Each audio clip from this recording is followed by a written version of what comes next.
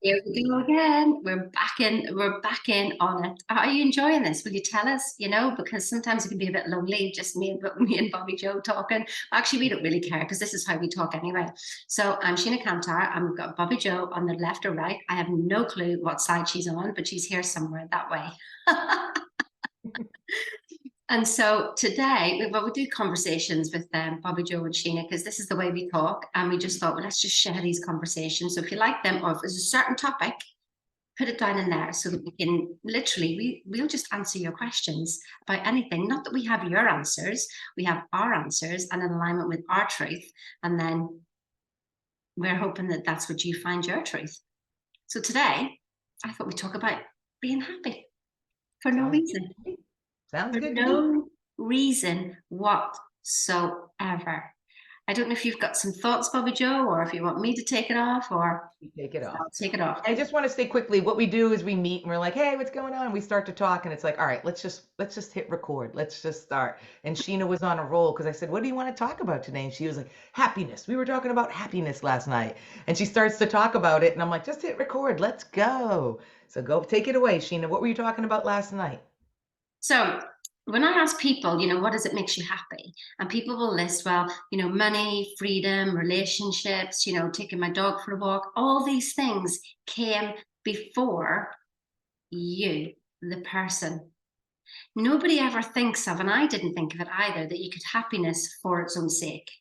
Happy for no reason whatsoever. So what I've experienced in my lovely 54 years on the planet is that if I had money, it was short term.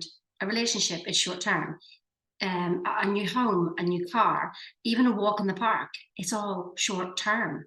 And so if we keep relying on those things to make us happy, oh, I need to go for a walk to be happy, then you'll always have to be doing something to be happy. So why not just be happy? Because then you can choose to sit on the couch and be happy. You can choose in the middle of sadness to be happy. Like that sounds funny, but when you're grounded in yourself and feeling right in yourself, you can be happy in grief. You can be happy in frustration. You can be happy just because you're being you. So Mhm. happy for no reason. I don't know what it means to you, Bobby Joe. Excuse me. This is good. I needed this one today, I guess, because first I want to say there's that meme out there you hear, happiness is an inside job, and that's totally true. But I was just, thinking this morning, because it happens with mindset, you let the thoughts go away. It's funny how we have to recondition ourselves constantly and catch it with the awareness. But I was thinking, I hate Alabama. I was like, I can't wait to leave Alabama. I hate it here. I mean, let me tell you, for those of you over in Europe, it gets hot here in the deep south. We are on the Gulf of Mexico. Yesterday, I got in my car and I had texted Sheena and Wolfgang and saying that I got out. It said 101 in my car. I mean, you just walk outside, it's like an oven. You just walked into an oven. It's so hard, especially when you just worked out. I walk out, it's 101. And of course, I have to Google it to translate it. And I'm like, oh, Celsius, it's like 97 or 98. I mean, it is just oppressive. But I don't know, Dubai, I've never been there, but do they have the heat there? So it's just heat. That's not about happiness. But again, I was like, I don't like it here. But if you're not happy with where you're at, then change your circumstances. Like we are in control. So even as a mindset coach, I have to realize I'm in control of my destiny. I'm in control of my environment. Our environment is but our looking glass, right? Lesson 6. So, but it is that. Look at the good things. Instead of going, oh, it's hot, oh, it's this, oh, it's that. Well, what are the good things? I see dolphins every time we go out in the boat. There's gorgeous waters here. It's mellow winters. But yeah, happiness is an inside job. You got to come from the inside out and think what does. And sometimes it's just like a cup of coffee or a cup of tea, have it be simple. It doesn't have to be. And don't people do that? And I'll let it go with this. People look for outside, looking for the Louis Vuitton, looking for the Mercedes, looking for the bigger diamond ring, looking for the boob job. I don't know, at least here in America. Always looking for something, always looking for us. Oh, we'll be prettier when we have less wrinkles. We're always looking for something outside of us to make us happy, and it really is an inside job. And I needed to be reminded of that today. So thank you, Sheena. And that's where, like, Peggy McCall, she was talking with me last night, and that's what she was saying. She's like, it's a decision. It's a decision to be happy. And so one girl actually put in, she just goes, well, I'm not happy in my job, and my career is getting me down. And I just said, well, actually, if you can think of it, it's not your career getting you down, it's you getting you down. You choose yourself first, and everything's an experience of you. So even if I have a cup of coffee, I'm experiencing the coffee. If I'm in Alabama, then I'm experiencing Alabama. But rather than it being outside in experience, what I'm learning to do is the inside out experience. And it's literally as Peggy was calling it, it's like backwards thinking. And it's to remember that instead of us reacting to the world, it's to remember that the world is reacting to us. Yeah. So if I don't choose happiness, then I won't see happiness. Oh yeah, it comes and goes in bits and bobs, because people say that. That's only because you fall asleep and you go in the flow at sometimes. But I believe that you can be in the flow at all times, be by the choice of it, by saying to yourself, oh, I'm expecting a miracle today. Mm. And then you start smiling, and then you go, oh, and then you can feel it in your body. You don't have to, walk around all the time doing that. But actually, I'm learning to do that, because even whenever Peggy was doing, she's been doing this for 50 years, and she said that, she does it, she spends every single thought is a calculated thought. So Oh, this stuff doesn't stop. It doesn't stop because you learn something. In fact, you actually get more intense, because you're so like, I am not going back there. Because she yeah. said, like, she'll wake up in the morning and maybe there'll be a thought that comes up, and she's just going, no, switch it. So that's where, like, the switch to rich. And she was just like, I love that switch to rich, because, and for me, it was a poor Sheena story, and I thought, why am I doing a poor Sheena story? I've been rich Sheena story. Switch it, switch it. So Yeah.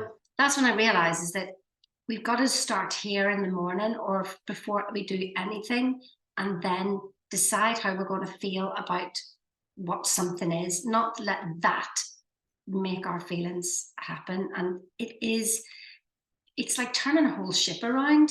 So you can feel it, and you just go, oh, oh, oh, that, not that it wrong again. You know what I mean? You sort of like tripped up again. But it's like, as you said, you catch yourself with Alabama. You just go, no, not going there, but you've got to keep doing it until eventually one day it'll just flick over and you won't care less. And then you'll Yeah, move on to Alabama because you won't care less. I know. And so many words came up there, like setting that intention first thing in the morning. It's about that a word I love. What's the word? Awareness. Awareness that when you open your eyes, it's a whole new day. You get to create it with the imagination, and instead of reacting. Those are those big words of awareness and reacting, and where's your intention. And like Peggy McCall, it's like running a marathon. I say this to my clients. You just can't go out and run 26 miles, but you can't go out and just do a half a mile, expect you're going to get to the 26 miles. It's the repetition of the work every day, the commitment, consistency, and the repetition every day to get you where you want to go. And you know what you want. Well, not everyone does, right? We always know what we don't want, but sometimes it's hard to hone in on what we do want, because we have so many layers of paradigms on top of us about why we can't have what we truly desire. We forgot those diamonds in the rough. We have this inner light of just shining who our authentic self is, but it depends how many like avalanches or cave-ins have come on top, and we have to like dig our way out. I'm in here. I'm in here. But it's a beautiful thing. It's a beautiful journey. You just get stronger, you get a little better. At first, if you can't run 26 miles, it seems like, oh gosh, but just every day a little bit. And in a year, look at you running a marathon. And look at Peggy McCall then. I'm gonna have to talk to you about that after. Look at that after though, 50 years, she's so aware of everything. And we create. Not many people, that's why we started this show, because we just not people talk like we do. We create our lives. It's about being disciplined with our minds, the will and our will to think what we want instead of reacting by what we see, hear, smell, taste, and touch. It all starts with me. And I was talking about that last night. I went, what is me? And me is a vibration. Me is an energy. Me is a frequency. I have a tune. And if I don't attune with my tune, then I'm playing somebody else's tune. So it's about, and what your own tune is. You're just afraid to admit it. And like as Bobbi Jo said, there's all these layers on top because you're so busy out here with all the different variables instead of being here on the I am. And the I am is like when I used to program on BBC Basics, it was like go to, and then it would be a line. Well, like the I am is like the go to. So it's so funny, isn't it? How we'll say we don't even notice the I am. We just throw it out there. But Mm, it's like, if you say over and over again, I am happy, but I do realize that some people can't get there. And I say, well, choose the next best thought. So if you're really, really down, then the next best thought might be, well, I just want to feel better. Okay, well, then ask yourself that, I just want to feel better. And then you start to feel a little bit better. And then you can find the next best thought, and the next best thought, and the next best thought until, but what I have found is that if I continually say I'm happy and grateful, then I will notice by the end of the day that I'm happy and grateful. mm. And it doesn't matter that something extra came in or something didn't extra come in. I'm noticing the abundance around me.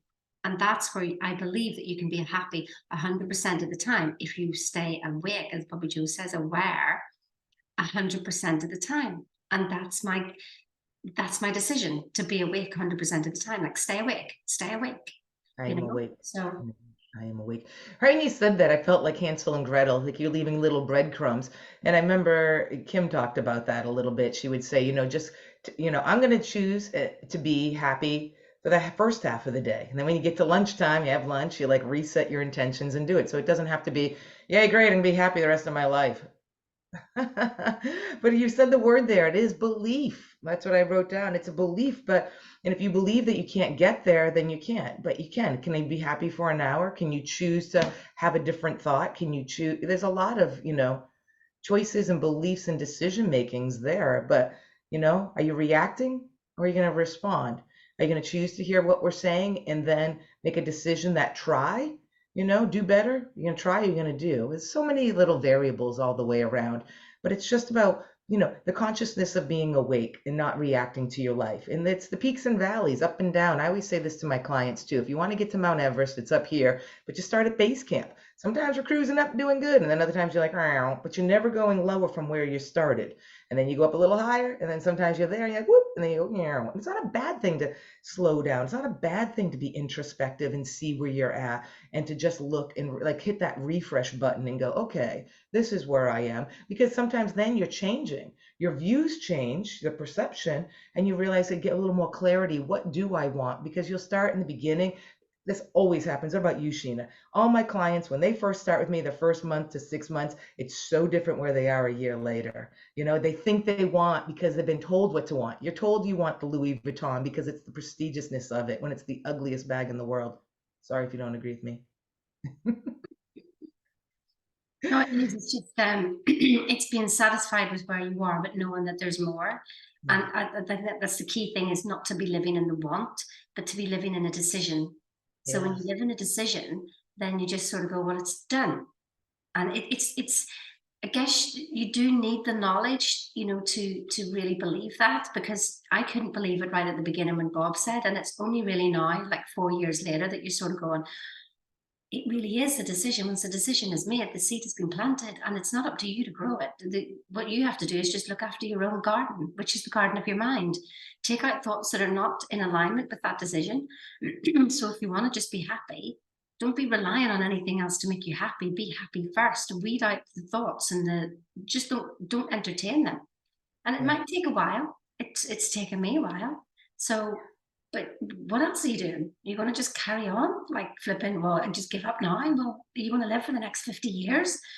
You may as well do it. I guarantee you within, it could be 6 months, it could be a year, it could be 5 years, but here, let's not, at least it's not the rest of your life anyway. So there you go. That's about as much as I wanted to say about happy. Just choose happy now.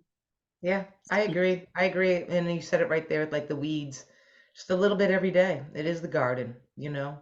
Plant what you want and then just start to have notice those little thoughts that come in and just weed them out, pick them out. And it's the repetition. And soon you'll look back and be like, wow, I don't even have those thoughts anymore. So this is to you living a better life. This is you to have what's up here, peace of mind and freedom. And that's exactly what we coach. That's exactly what we do.